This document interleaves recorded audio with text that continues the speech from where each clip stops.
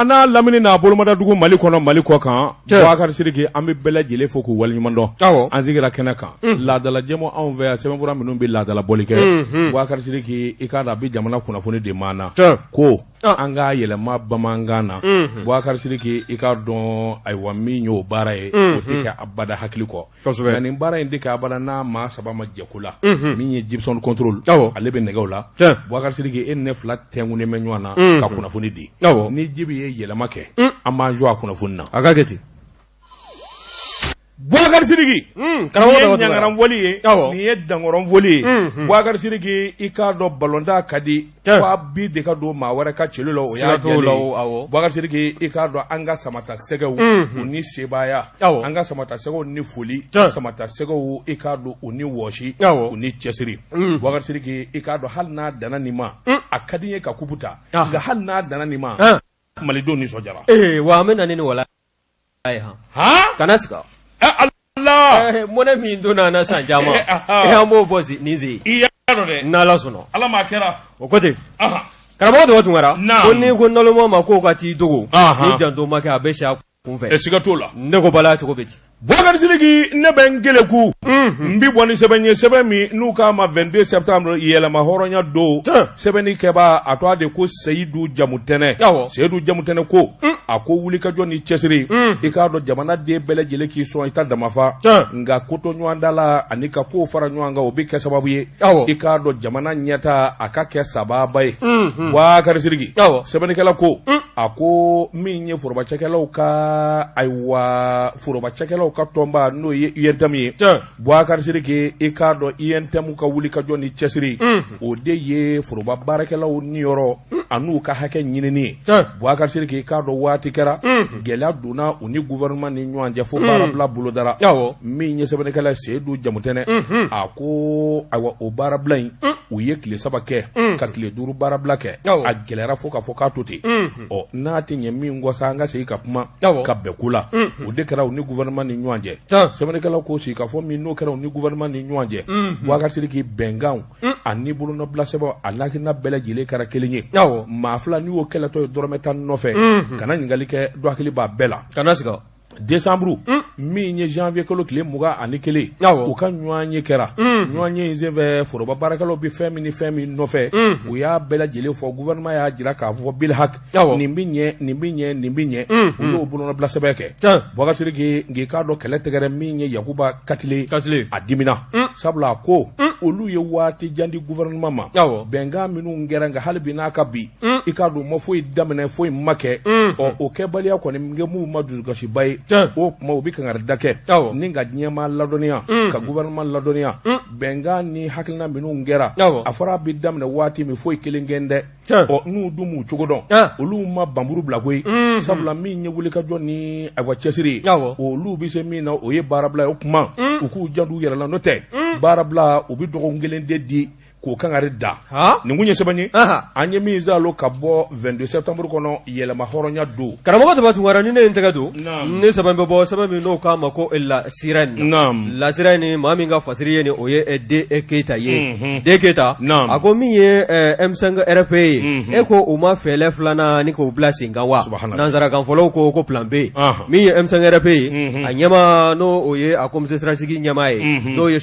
Kokala Mayiga ye a bɛ wuli ka jɔ la a y'a jira k'a fɔ a bɛ waati jan bɔ olu ye kɔrɔfɔ bɔ ni ka bin n'a ma ɲɛ k'a fɔ u ye wulikajɔ kɛ min ye jamanakuntigi kɔrɔ Elhaji Boubacar Keita a ka se ka taa waasa jamana in ni kura bɛ se ka fiyɛ a jɔsow na cogo min na i b'a ye k'a fɔ o wulikajɔ a ɲɛna u bolo bawo min ye Elhaji Boubacar Keita ye a ye wala sɛbɛn ka bɛn août kalo dɔ tile 18 ma san 2020 n'i y'a ta k'a lajɛ a taa fura dama kana bugɔ sisan la min kɔni n'u nana ka na olu ka baara tɔ kuncɛ ni k'a dafa n'o ye sɔrɔsilakaw ye u kɔni ko in daminɛna u kuntilennaw kun ye kelen ye ko nka ko taalen ɲɛfɛ i b'a ye k'a fɔ min ye kuntilennaw ye o tilala ka sira farafaraw minɛ bawo min ye taabolo dɔw ye minnu n'olu yɛrɛ jigi kun d'an b'a kan hali n'a sɔrɔla u yɛrɛ dalaminɛkala kun ye k'olu sira tɛ fanga fɛ i b'a ye k'a fɔ taalen ɲɛfɛ u nana jigi k'a fɔ min ye conseil national de la transition ye CNT olu ka maa dɔw kun kan ka ye o kɔnɔna na wa i b'a n'i y'a ta k'a lajɛ fana min ye CNT sigili ye min ye M5 RP ye Choguel yɛrɛ ka kɔrɔfɔla olu ka maa tɛ a kɔnɔna na wa min ye taabolo damadɔ fana ye minnu ye jɛkulu ye minnu n'olu kun sigila sen kan k'a jira k'a fɔ n'a sɔrɔ silakan ninnu dɛmɛ u ka baara la waasa camancɛrɔ fanga in bɛ se ka ɲɛ u bolo cogo min na n'o dɔ bɛ tali kɛ MP4 kan i b'a ye k'a fɔ olu ɲɛkisɛ 2 de b'u bolo bi k'u ka mɔnɛ ni k'a kasi bawo n'i y'a lajɛ min ye u terilaka ninnu ye n'o ye MP4 ye u kɔni fana jigi kun d'an b'a kɛ i n'a fɔ M5 RP ɲɛmaya bulon fana jigi kun d'an b'a kan cogo min na k'a fɔ gouvernement de transition n'o ye camancɛrɔ fanga ministre ninnu ye o dɔnna ta ka bɔ olu ka maaw la wa n'u yɛrɛ ma sɔrɔ bɛɛ min ye conseil national de la transition ye o kɔni u ka maa n'a ye o bulon fana kɔnɔna na wa nin hakilina 2 bɛɛ lajɛlen waleyala olu sago o ma kɛ a kɔnɔna na o kɛla sabu ye min ye maaw ye min ye jɛkuluw ye olu ka wuli ka jɔ k'u ka dusumakasa ni ka o jira o dɔ bɛ tali kɛ UNTM kan n'o ye Union nationale des travailleurs du Mali ye wa ko ni janto ma kɛ bɛɛ min ye ni plan B ye n'a labɛn bɛ M5 RP ɲɛmaya bulon fɛ ko ni janto ma kɛ min ye UNTM ye ko laban o tɛna taa fara M5 RP ɲɛmaya bulon kan wa n'o di kɛla bɛɛ o bɛ kɛ sabu ye k'an ka jamana ni k'a bɛn dingɛ kɔnɔna na bawo min ye taabolo min kɔni n'o kɛ bɛɛ lajɛlen ka wuli ka jɔ ye sababu ye bi o dɔ bɛ tali kɛ jɔyɔrɔ sɔrɔbaliya kan M5 RP maaw yɔrɔ ka ɲɛsin anw ka camancɛla fanga ɲɛmaaw ma bawo min ye Isa Kawujum ye hali n'a sɔrɔla kɔsada in na semasi ɲɛmaya bulon ko a gɛn ka b'u ka coordinateur ya la a yɛrɛ a bɔla kunun ko ka don kibaru tilamɔgɔw wele ka ɲɛfɔli kɛ o ko kan a y'a jira k'a fɔ ale bɛ ɲɛmaya la bi a bɛ a la sini wa min ye semasi ye o coordinateur ya ko fini kan fo nɛrɛ bɔ wa kɔsada in na a jirala k'a fɔ ko siga kɛn bɛ a la ko bawo k'a ye kɔrɔfɔ dɔ bɔ ka bin n'o de ye colonel Asim Goita ale min ye camancɛrɔ fanga jamanakuntigi ka danga ye ko sɔminkɛn b'a ma ko k'a tɛ sɔn k'i kan bɔ masakɛ kalafili nataw la wa min bolo d'an bɛ ka bila san 2022 kɔnɔna na n'o ye san 2022 ye nin ye kun ye sɛbɛn min n'an y'a sama ka bɔ lasirani kɔnɔna na de Keita ale ka fasiri Bouakar Sidiki maa bilen tɛ suba ye nka yele bi bɔ a dayɔrɔ la siga t'o la Bouakar Sidiki n bɛ bɔ ni sɛbɛn ye sɛbɛn min n'u k'a ma 22 septembre yɛlɛma hɔrɔnya don fasiri kɛba a tɔgɔ de ko Alhaji Shahana Takiw ko a ko i k'a dɔn maa ɲɛ bɛ fɛn dɔ la maa wɛrɛ ɲɛ b'a la a ko jamana présidentigi min natɔ don Bouakar Sidiki k'a dɔn tɔw bara ka fɔ cɛw bara ka jira musow bara ka jira nka kɔsa in na min kɔni n'a ŋunuŋunu bɛɛ Bouakar Sidiki o de ye Ahmed Diané Simega Bouakar Sidiki a ko i k'a dɔn nin dankɔrɔba in min ye wulikajɔ ni jateminɛ ye i k'a dɔn politiki bunako ka cɛ jolen don sabula min ye président Amadou Toumani Touré ala k'a hinɛ Bouakar Sidiki k'a dɔn o tiɲɛ tabaa don sabula Amadou Toumani Touré ni denkɛ b'a bolo 1 2 i k'a dɔn min ye Ahmed Diané Simega ye a na kɛ denkɛ dɔ ye a ko min ye Ahmed Simega Diané an bɛ doni minɛ ko bi a bɛ baara kɛ foroba baarakɛda la min bɛ farafinna to a ko fɔ o de ye commission de l'organisation pour la mise en valeur du fleuve Sénégal i k'a dɔn awa ŋunuŋunu caman kɔni y'a jira a nɔfɛmaw ni teriw ani balimasira caman y'a jira k'a fɔ min ye présidentsigi min kan ka kɛ san 2022 jamana in kɔnɔ i k'a dɔn hakilina b'a la o hakilina min b'a la fana i k'a dɔn gansan dɛ sabula wulikajɔ ni cɛsiri jateminɛnen don maa caman kɔni y'a jira a nɔfɛbaw la k'a fɔ Ahmed Diané Simega n'a y'i kanbɔ gɛrijɛgɛ belebeleba de b'a ye Amadou Toumani Touré o kanubaw a n'o tiɲɛ tabaw olu bɛɛ lajɛlen laban na tugu a kelen nɔfɛ o tɛ kelen ye a filanan i k'a dɔn a yɛrɛ cɛsiriba don maa kalannenba don i k'a dɔn a ye wulikajɔ caman kɛ jamana kɔnɔ a ko n'i y'a ta k'a lajɛ a jigi sɛmɛnen don baana dɔ la an ka jamana nafolotigiba dɔ la o ko min ma Banikante o sigilen bɛ nanzara jamana o ye miliyari caman digi ye sɛbɛnnikɛla k'o fana k'i bɔ a la min ye an yuru baarakɛɲɔgɔn dɔ bɛ yen Seydou Sisuma o fana ye Amadou Toumani Touré i k'a dɔn taama ɲɔgɔn ye a jigi sɛmɛn b'o fana na sɛbɛnnikɛla ko hali président Amadou Toumani Touré ala k'a hinɛ a furumuso min ye Lɔbɔ ye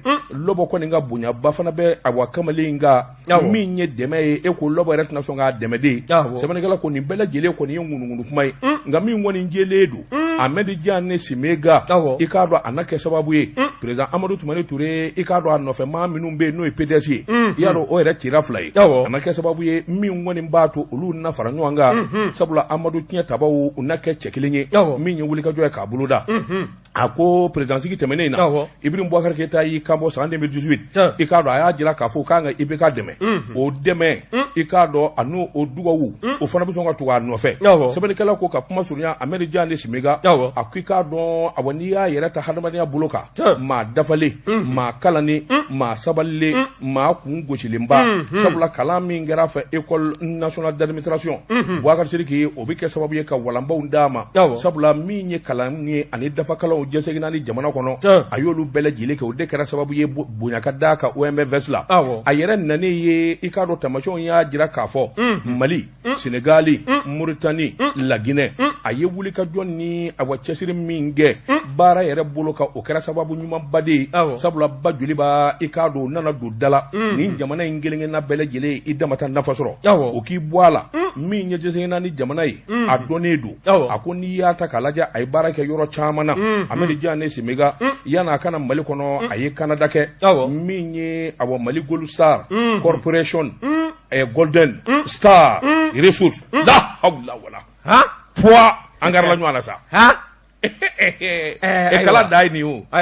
ayiwa an bɛ dugawu don de kɛ sa ala k'a nɔgɔya sɛbɛnnikɛla ko Ahmed Diane Simiga a ko n'i y'a ta k'a lajɛ farafinna jamana caman bɛ olu masakɛw ka bonyaba b'a kan Macky Sall yɛrɛ b'a fɔ a ma de k'a dɔgɔnin Boubacar Sidiki a ko i k'a dɔn Ahmed Diane Simiga min kɔni ye présidentsigi ye a n'u bɔlen don sɔmin kelen don a la kosɛbɛ o hali n'a sɔrɔ kuma kɔni ma kɛ bayoba ye Boubacar Sidiki a nɔfɛmaw ni kɛrɛfɛmaa caman kɔni y'a sɛbɛntiya n'a y'i kanbɔ Boubacar Sidiki a bɛ kɛ sababu ɲuman ye sabula a garijɛgɛ ka bon a ko nka a bɛna fara mɔgɔw kan minnu fana k'a bɔlen don kaban o ye ADP Maliba Alu Boubacar Diallo o k'a bɔlen bɛ présidentsigi tɛmɛnen na o kɛra sabanan walima naaninan ye o fana k'i bɔ yen a k'i b'a ye k'a fɔ cɛ wɛrɛ fana bɛ dibi la mɔgɔw fana sigilen bɛ ka min kun k'a kɔnɔ kosɛbɛ o de ye Seydou Kulubali cakɛda dɔ b'an fɛ o k'a ma ko sera o ɲɛmaa don sɛbɛnnikɛla ko sɔmin gelen don k'a fɔ Seydou Kulubali o bɛ sɔn ka kɛ ADEMA ka cɛbɔ ye a ko n'o fana kɛra o y'a damata maana ye a ko nka siga kɔni tɛ min na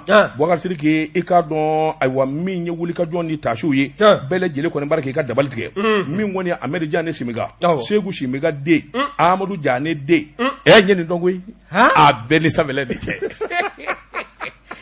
le premier diamantaire malien ne y'a fa ye kabini a wolola Abidjan ne de m'a f'i ye yan Boubacar Sidiki nin kun ye sɛbɛn ye an ye min zalo ka bɔ 22 septembre kɔnɔ yɛlɛma hɔrɔnya don o kɔfɛ karamɔgɔ Daba Tunkara ko n'i ko kɛlɛ ye sini ye naloma o tɛgɛ kurulen bɛ si ni ne n tɛgɛ don ne sɛbɛn bɛ bɔ sɛbɛn min n'o k'a ma ko le prétoire Burama Fale nin ye a ka fasiri ye i bɔra ka i da to jamana kuntigiya kalata min labɛnw n'a baaraw bɛ senna ka bɛn ni san 2022 n'i y'a ta k'a lajɛ siga kɛn bɛ cɛkunba dɔ fana na Maître Kassim Tapo Tapo a lakodɔn bɛɛ lajɛlen bɛ a dɔn min ye sɔrɔnali doli siratigɛw la min ye an ka wari cakɛda bonda ninnu n'olu kɔni ye gɛlɛya sɔrɔ bɛɛ n'u ye wele bila a ma u b'a ye a b'olu sɔrɔnali don wa a bɛ wuli ka jɔ ni o jɔnjɔ ye wa n'i y'a ta k'a lajɛ nin kɔrɔfɔ kɔni ye fɛlɛw kɛ an ka jabaraniso kɛnyɛrɛye dɔ kan n'o ye Afrika Bulu ye maa dɔ fana bɛ yen n'ale fana kɛn bɛ France 24 ni RFI ka lasigiden an ka jamana kɔnɔ n'o ye Serge Daniel ye ale de ye nin kɔrɔfɔ bɔ ni k'i dama sonyɛ ni k'a kɔrɔfɔ bɔ ni k'a bi a gwɛlɛya ka bɛn ni janvier kalo tile 31 ye san 2021 a y'a jira nin jabaranin sanfɛ k'a fɔ min ye Maître Kassim Tapo ye wulikajɔw bɛ senna wa maa dagarantilen nin kɔrɔfɔ fana sɛbɛntiya ni k'a ɲɛfɔli kɛ ale yɛrɛ fana ye hali n'a sɔrɔla Maître Kassim Tapo a yɛrɛ ma ɲɛfɔli kɛ k'a jira k'a fɔ kɔsada in na min ye jɛkulu ye o sigila a yɛrɛ fɛ jɛkulu in bɛ wele ko mouvement citoyen pour le renouveau o jɛkulu in na ko n'i y'a ta k'a lajɛ an ka maakunba caman bɛ a la wa min ye an ka diinɛ maa kologirin belebele fila ye hali n'a sɔrɔ a dama t'u la k'olu ko k'u bɛ a kɔ wa a jirala fana Serge Daniel fɛ nin laseliw fana siratigɛ la k'a fɔ min ye Maître Kassim Tapo ye maa min lakodɔn bɛ kosɛbɛ maa dɔ fana minnu ye anw ka dafɛ jamana ninnu jamanakuntigiw ye olu bɛɛ lajɛlen fana y'a jira k'a fɔ k'u bɛ u ka dɛmɛ ta ni ka ɲɛsin a ma o dɔ bɛ tali kɛ Senegali jamanakuntigi la n'o ye Macky Sall ye ka taa se Côte d'Ivoire jamanakuntigi Alassane Dramane Ouattara ani min ye Mɔsiw ka jamana ye Roch Marc Christian Kabore o fana y'a jira k'a fɔ k'o bɛ maître Kasimu Tapo k'a bɛ a dɛmɛ san 2022 jamanakuntigi kalataw siratigɛ kɔnɔna na wa a jirala fana k'a fɔ min ye maa kofɔlen ye i b'a ye k'a fɔ a ye baara kunba caman kɛ baro de Paris o ye maa minnu bɛ n'o bɛ adamadenw sɔrɔnali don n'u ye gɛlɛya sɔrɔ kiri bunakun kan Faransi jamana kan a ye san caman kɛ o baara ninnu na a segilen kɔ kana faso Maliba kɔnɔna na i b'a ye k'a fɔ a y'o jɔyɔrɔw fana kɛ anw ka jamana kɔnɔ wa n'i y'a ta k'a lajɛ kokura min ye maître Kasimu Tapo ye a jirala k'a fɔ a kɔ sɛmɛ bɛ maa kologiriw dama de la diɲɛ seleke naani kɔnɔna na maa kofɔlen ko ni a y'i kanbɔ n'a sɔrɔla waatiw surunyana n'a y'a ka taabolo n'a ka tabiya ni k'o sɛbɛntiya ko jamanadenw bɛ sɔn ka danaya ni k'o ta ni k'o da a kan wa i n'a fɔ i da tula la cogo min i ka sɛbɛn kɔnɔ min ye an ka magobatigi dɔ fana ye n'o ye sira ɲɛmaaba ye Seydou Kulubali e ko sigakɛ b'o fana na k'a fɔ k'a n'i kanbɔ koyi maa kofɔlen n b'a jira k'a fɔ belebele dama olu de bɛ na ɲɔgɔn sɔrɔ élection 2022 o fɛrɛba sanfɛla la jamana faso Maliba kɔnɔna na nin kun ye sɛbɛn min n'a y'a sama ka bɔ le prétoire kɔnɔna na cɛja Burama Fale ale ka fasiri don Boubacar Sidiki jeturaw ka ɲɔgɔn dun yɔrɔ bi ti falen siga t'o la Boubacar Sidiki n bi bɔ ni sɛbɛn ye sɛbɛn min n'u ka Malien indépendant sɛbɛnni kɛba a tɔgɔ de ko Umaru Baru kolondigi Baru ko jamana o jamana n'i y'a basigilen o b'a sɔrɔ lakana o de sabatira min ye lakana tigɛlamaw ye olu ye baara ta ni sɛbɛn ye sɛbɛnnikɛla ko yɛlɛmaba donna jamana kɔnɔ sabula i k'a dɔn maa kura min dara ka kɛ polisiw ka ɲɛmaa ye Boubacar Sidiki i k'a dɔn a nabali a ye ko kɛ a ko n'i y'a ta k'a lajɛ min ye directeur général de la police contrôleur général Sulemani Traoré kunun ko a ye wele bila dondikɛla kibarumaw ma polisiw yɛrɛ jabala bala Boubacar Sidiki i k'a dɔn ɲɛfɔli ani baara kɛcogo ani min kɛra a da donn'o de la min ye directeur général de la police min ye Sulemani Traoré a y'a jira kunun ko dondikɛla kibarumaw la ale ka baara ta furadama ka n'a bila bi la min ye a ka ɲɛmaa ye n'o ye ministre ye o ye ɲɛfɔli k'a ye ɲɛfɔli in de tali kɛ ka ɲɛsin dɔ wɛrɛ ma malidenw dɔrɔla u sɛgɛnna u lajabaara fo siso kɔnɔ min ye binganikɛlaw ye Bamanju saa kalo 12 olu kɔni kɛlen bɛ k'an ka so kɛ tutuwo ye o baara minnu fɔra ye kabini o kɔni kɛra ale ka wuli ka jɔ ni cɛsiri tara ka ɲɛsin o ma fɔlɔ sɛbɛnnikɛla ko n ka foro bɛ n sɛbɛ la Boubacar Sidiki i k'a dɔn jirijuru kunkuruw kan k'o dɔn a ko cɛ in na furadama ka n'a bila bi la i k'a dɔn foli ani tanuni ani wuli ka jɔ ni cɛsiri minnu kɛra i n'a fɔ 2e arrondissement polisiso 7e 12e 13e a kana ɲinɛ 6e arrondissement kɔ Boubacar Sidiki i k'a dɔn ninnu ye wuli ka jɔ min kɛ tile fila in na an'u ye Bamanji dɛrɛli min kɛ a fanga bonyana fo fo k'a to ten marifaw Boubacar Sidiki k'a dɔn drogue manamanafɛn damanda ni kɛrɛfɛmɛriw Boubacar Sidiki i k'a dɔn u y'o dama min goro ni ka olu wayiba walima k'u da kɛnɛ k'a fanga bonyana polisi directeur kura y'a jira k'a fɔ ale nakun ye nin den ɲɛmɔgɔw ye kalifa min k'a ma o y'o ye o tuma polisikɛ de man ka da ka suna polisikɛ ni lafiya man kan k'a ka duguden tɔ bolo la a ko kɔsɔn in na kɔni yɛlɛma badun na min ye contrôleur général de la police a y'a jira k'a fɔ hakaja min ye jamana in ye i k'a dɔn cɛsiri ani wuli ka jɔ i k'a dɔn o min kɔni daminɛnen don an fɛ Boubacar Sidiki i k'a dɔn polisiw b'u se sɛbɛkɔrɔ kɛ a ko taalen ɲɛfɛ Boubacar Sidiki maliden bɛ fɛn o fɛn ɲini yɛlɛma caman na don baaraw la hakilina kura nata min bɛ se k'a to jamanadenw bɛ lafiya o de la baara kuraw ani Bamanja wele kura minnu bɛ yen Boubacar Sidiki a da sera a ma a y'a jira k'a fɔ cybercriminalité walima internet réseaux sociaux Boubacar Sidiki i k'a dɔn a balawu ni jahadi ko minnu bɛ k'o kan a ko dɔw de talen bɛ kalan na olu ka se k'o ko ɲɛɲini Boubacar Sidiki u ka kɔn ko ma yanni ko k'u sɔrɔ o de la i k'a dɔn internet maa si se ka foyi k'a la bilen Boubacar Sidiki i k'a dɔn n'a ɲɛma dɔn a ko an bɛ joli minɛ ko bi Boubacar Sidiki i k'a dɔn min ye sous-officiers ye n'o ye jalatigi maa 3,250 i k'a dɔn olu kɔni dalen don ka wuli ka jɔ boloda olu bɛna kalankuraw de kɛ ani dɔnnɛ kura ka daw kan jamana jɔlen don n'a musaka bɛɛ ye nin kun ye sɛbɛn ye an ɲɛ min salo ka bɔ l'indépendant kɔnɔ a ka bi bɔli la l'indépendant mɔgɔw an b'u fɔ an bɛ taa Jibi fan fɛ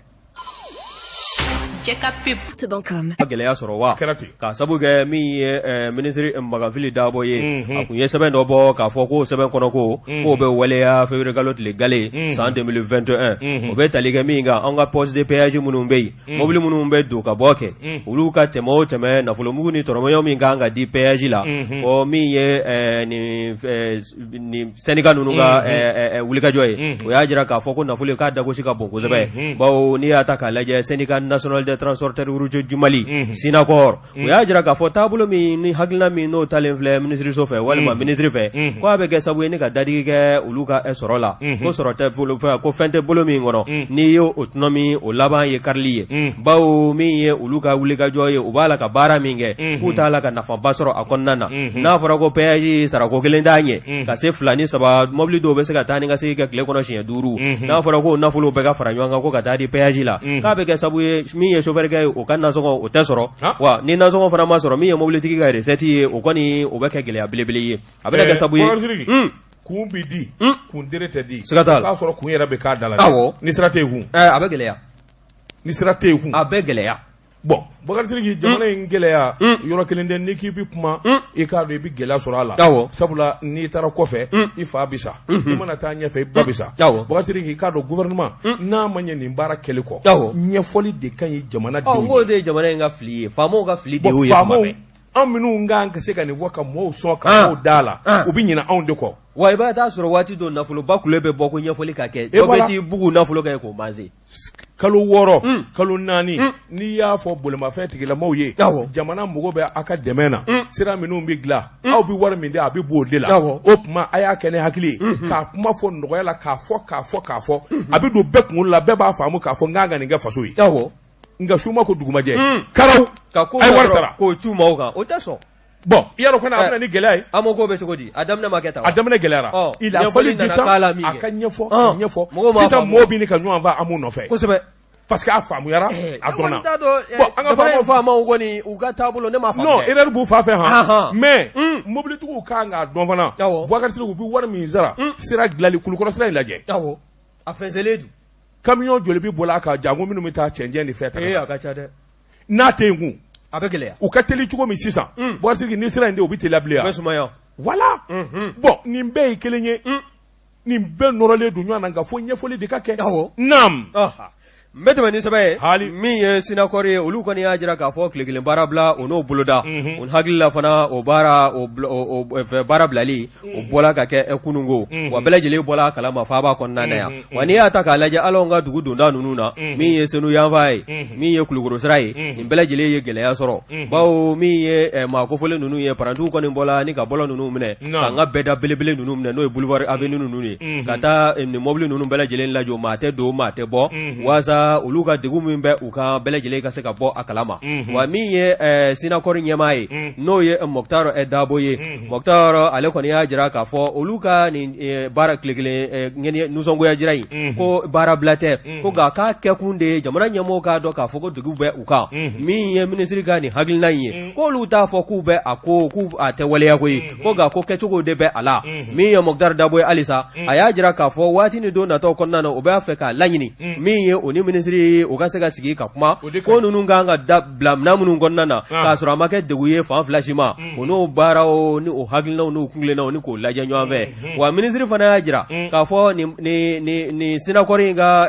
n'o ye an ka mobili baarala ninnu ka nin baarabila ye nin tile kelen baarabila kununko minisiri ye a seginna a kɔ bawo a y'a jira k'a fɔ ale bɛ mobilitigiw yɛrɛ de ye ko bawo nafolo min i n'a fɔ i y'a fɔ cogo min na nafolo min bɛ fara ɲɔgɔn kan a bɛ don sira in ninnu de la k'a dilan bawo mobili belebele ninnu ka taali k'a tɛ taa ni sira ɲuman dilali cɛ bawo mobili n'a tora ka taa ni ka segin kɛ sirakolon kan a bɛ kɛ sababu ye mobiliba yɛrɛ tɛna a sen sɔrɔ min ye bolimafɛn fɛgɛmanw ye fo ka taa se sen filaw ma olu bɛɛ lajɛlen bɛ degun sɔrɔ wa a y'a jira fana k'a fɔ a ko kɔni bɛ bɔ a dɔgɔkɔrɔ ko nka k'u ka sigi n'a ye k'a fɔ waati ni don nataw kɔnɔna na ni o kɔni bɛ baaraw bɛɛ lajɛlen bɛna boloda ka bɛn feerukalo in tile 17 ma ko baara in ko hakilina in k'a na segin ka na ko kokura wa k'a na waleya k'a bɛ bila minɛ min kɔnɔna na o de ye an ka minisiriw ka laadala ɲɔgɔn ye min n'o bɔla ka kɛ ni hakilina in da la ni a bɛ wele ko arrêté interministériel n'i y'a ta k'a lajɛ o ta la ka bɛn ni mai kalo dɔ tile 14 ye san 2008 min kɔni y'a jira k'a fɔ ko point de péage minnu tun bɛ yen ko k'o dayɛlɛ wa minnu bɛ yen ni fɛn tɛ fan minnu fɛ ka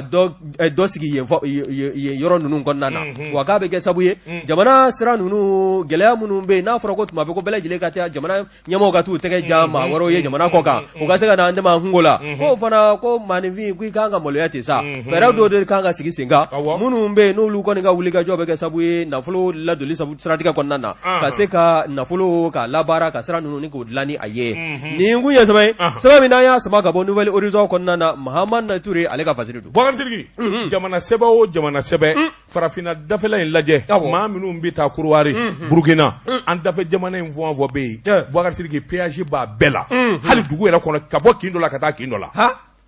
ko de wari tɛ nin ye Abidjan u ka pɔnkura in u ka pɔnkura in i segin pɔn donda n'a bɔda a bɔda i b'a sara i taara siɲɛ naani ka bolimafɛn y'i kunna i b'a sara mais fiɲɛ min b'anw ka jamana ɲɛmaaw la o de ye ɲɛfɔli n'i ye fɛn fɔ maninfin ye ka kɔn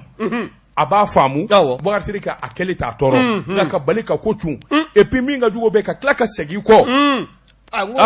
fanga de bɔ faama na n ko nin bɛ fanga de fɛngɛ yan a lajɛ kɔɔri ko lajɛ a ko kɔɔri ko a y'o sɔngɔ jigin engrais a t'o san bilen sɛnɛkɛlaw ko an t'a kɛ Bakari Sidiki ko an ye dɔ fara a kan a ta prix da dɔ yɛrɛ farala a kan wa engrais y'a san sɛnɛkɛlaw ko an t'a kɛ a ma tiɲɛ jamana ye sa a kɛra gɛlɛya ye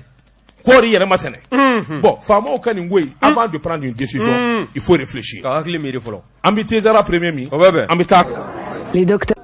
karamɔgɔ de b'a tunkara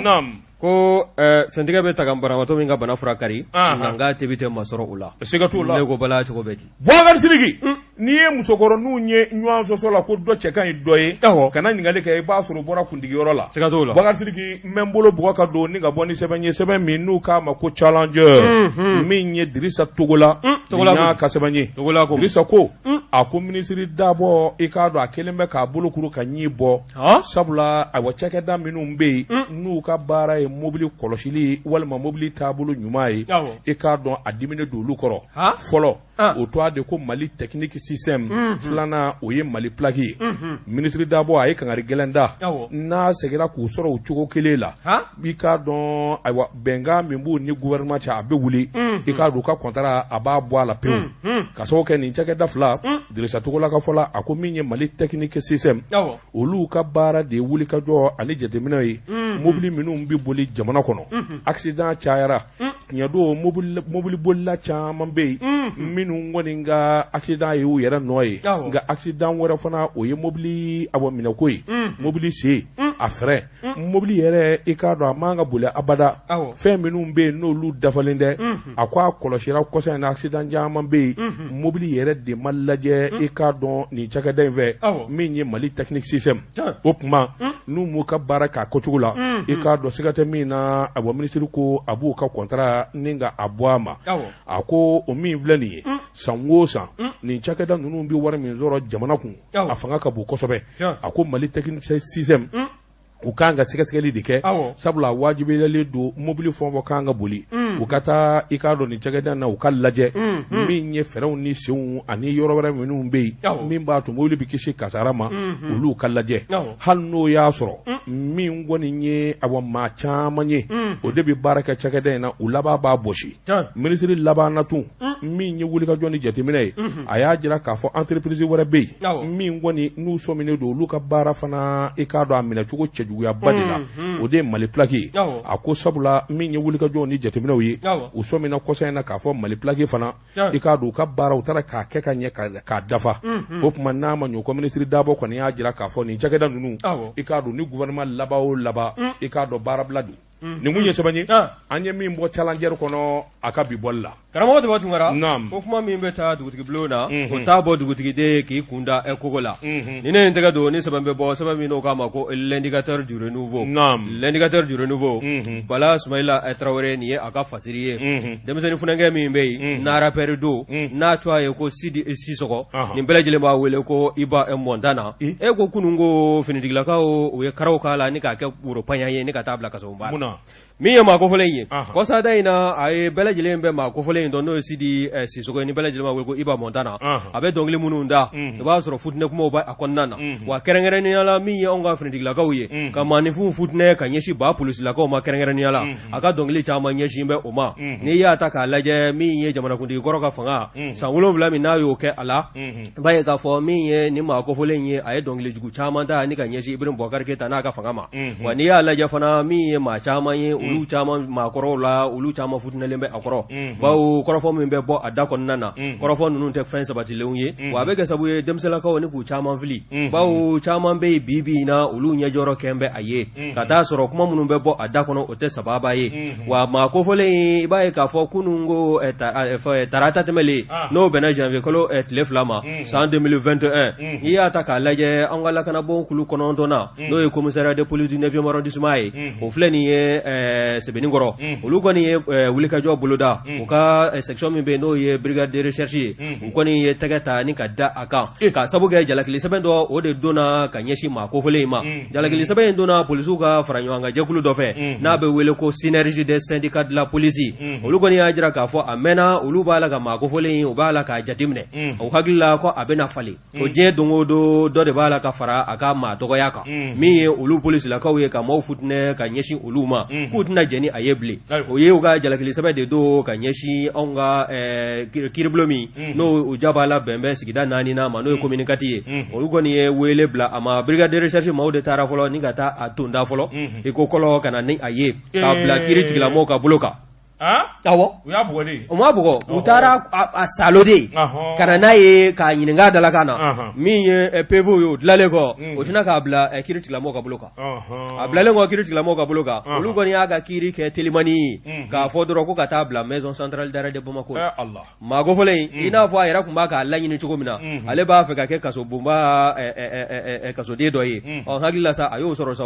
min ye Sidi Sisoko ni bɛɛ lajɛlen b'a wele ko Montana bi in na kunungo a kɔni a siyɔrɔ falenna bawo a ka su fɔlɔ o kɔni o kɛla kunungo Bamakɔ kura maison centrale d'arrêt de Bamako la min ye syndicat maaw ye n'o ye polisilakaw ka nin fara ɲɔgɔn kan jɛkulu n'o ye synergie des syndicats de police ye o y'a jira k'a fɔ o ni kiiri tigilamaw u bɛ fara ɲɔgɔn kan ka nin ko in dɔ a kiiri a ka tigɛ a ɲɛ kan min ye ni maa in ka dantɛmɛwalew ni kuma kuntanfɔ ye n'a kɛmɛ sabu ye ka denmisɛnninlakaw fili u kɔni caman fu ka siri o fana dan na maa kofɔlen n'i y'a ta k'a lajɛ min ye san 2018 tɛmɛlen ye a kun jirala fana k'a fɔ min ye a ka wulikajɔw ye dɔnkili kuntanda la a kɔni a ye kuma kuntan caman fɔ ka ɲɛ finitigilakaw ma kokura o de bɛɛ lajɛlen farala ɲɔgɔn kan kunungo a minɛ o saani na nin kun ye sɛbɛn min n'an y'a sama ka bɔ l'indicateur du renouveau kɔnɔna na Bala Sumayila Traoré ale ka fasiri don Boubacar Sidiki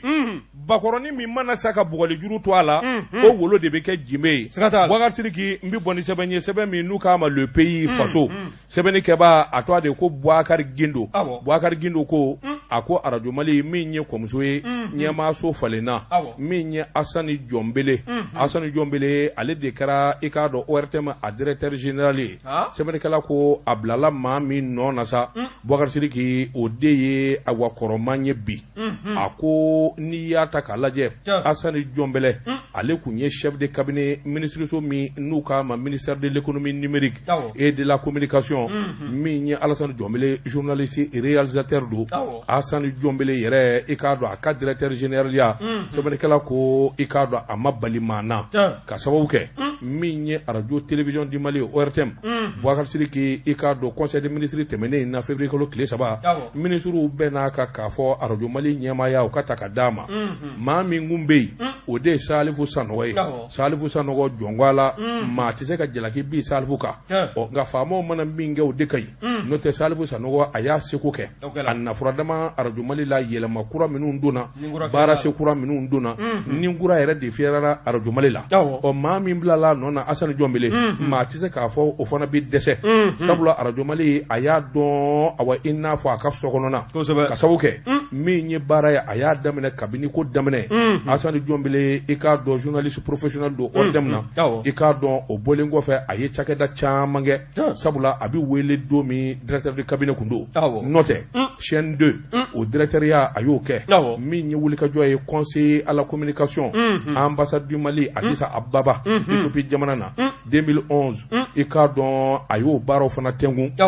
ni ka laban ka segin ka na so sa i k'a dɔn a segilen ka na so a wa minisiri min kun bɛ o don o y'a wele Boubacar Sidiki fo ka se k'i ɲininka a wa Ibrahim Boubacar Keita bin waati ma o binnen minisiri kura min bɛ Amadou Touré o de kun y'a kɛ a wa chef de cabinet nka u y'a kanu sa k'a ye k'a fɔ radio Mali a ka ɲi yen kosɛbɛ sɛbɛnnikɛla ko min ye radio Mali i k'a dɔn yɛlɛmaba donna na Salifu Sanɔgɔ fɛ Jɔnbele fana nani min filɛ nin ye a ko a fana na dɔ fara baara kan sabula olu de radio Mali tutu ye ye u b'a dɔn kabini awa bi ko tɛ min ye Alasani ye bɛɛ lajɛlen k'a ma ko Eric e man k'a fɔ e kɔrɔkɛ don nka ne b'a fɔ ko Eric awɔ ne dɔgɔnin don ne dɔgɔnin Eric voilà alors ayiwa Bakari Sidiki waati n'a ka waati ma se bi ta an b'a bila yan Bakari Sidiki i mana kɛ cogo o cogo diɲɛ baara o baara n'i y'a ɲɛdɔn i nisɔn bi diya min ye station Yara wal Mamadu Yara ka station dayɛlɛ 1,000,000 1,200,000 1000 essence y'i diya i b'o san Bakari Sidiki carte bi d'i ma n'a y'i diya litiri 5 litiri 20 litiri 40 i bɛ t'o ta Bakari Sidiki diɲɛ fɛn o fɛn n'a ɲɛna